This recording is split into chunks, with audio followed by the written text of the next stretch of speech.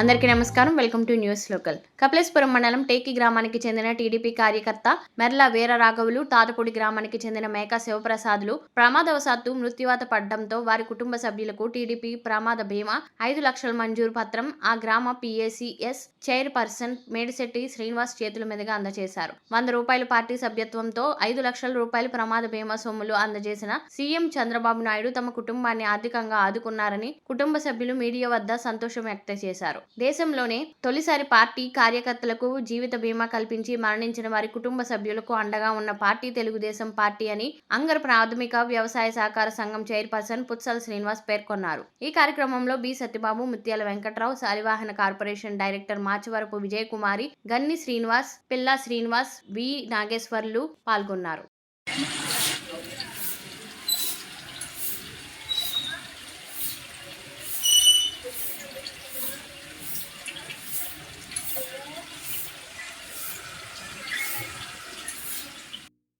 మాది కపిలేశ్వరం మండలం టేకి గ్రామం.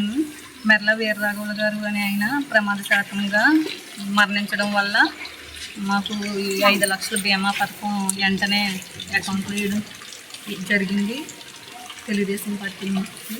అలాగే ఉమ్మడి కూటమి పవన్ కళ్యాణ్ గారు, చంద్రబాబు నాయుడు గారు, నారా లోకేష్ గారు నా హృదయపూర్వక నమస్కారాలు తెలియజేస్తున్నాను.